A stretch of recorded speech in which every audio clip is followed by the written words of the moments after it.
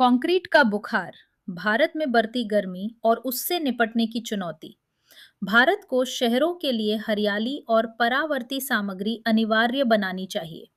इस हफ्ते राजस्थान के श्रीगंगानगर में पारा 48 डिग्री सेल्सियस तक पहुंच गया, जो इस साल भारत में अब तक का सर्वाधिक तापमान है। देर हो रही मॉनसून से पहले झुलसाती गर्मी असामान्य नहीं है, लेकिन अनौपचारिक क्षेत्र में बहुत से भारतीयों को असुरक्षित परिवेश में सीधे सूरज के तले काम करना पड़ता है। जलवायु परिवर्तन और लू एक दूसरे के साथ अटूट रूप से जुड़े हैं।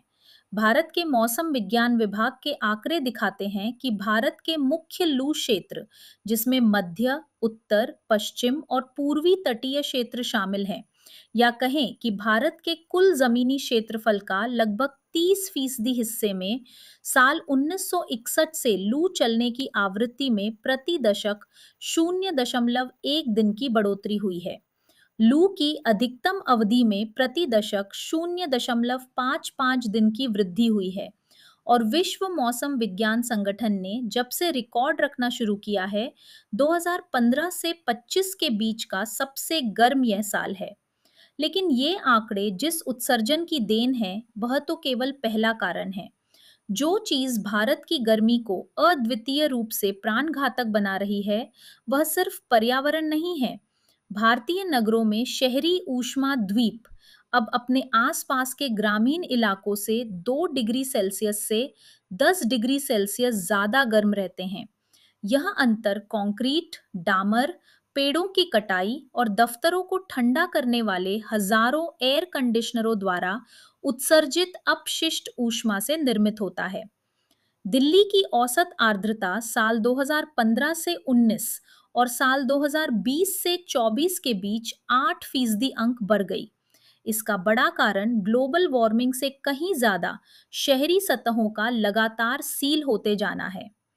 यहीं पर तकनीकी समाधान का आकर्षण खतरनाक हो जाता है, क्योंकि स्वाभाविक प्रवृत्ति यही होती है कि अधिक, बेहतर और सस्ते एसी खरीदे जाएं।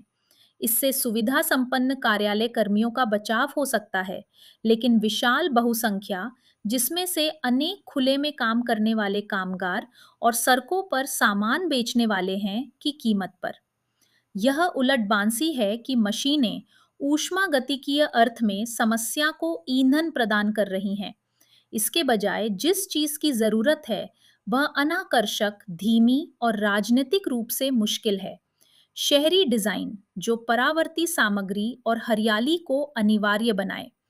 भवन संहिताएं जो पहले ही काफी बदल चुकी जलवायु के हिसाब से बनी हो, और तत्काल जरूरी उन श्रम कानूनों का प्रवर्तन जो पहले से मौजूद तो हैं, लेकिन उनका उल्लंघन ही ज्यादा होता है। ये कानून नियोक्ताओं के लिए आवश्यक बनाते हैं कि अगर गर्मी सूचकांक इस सीमा से ऊपर जाए, जिसे इंसानी शरीर सुरक्षित ढंग से बर्दाश्त न कर सकता हो, तो खुली जगहों में काम रोक दिया जाए। भारत में अभी तक गर्मी प्रबंधन के लिए बजटीय मदों के बारे में कोई गंभीर राष्ट्रीय चर्चा शुरू नहीं हुई है।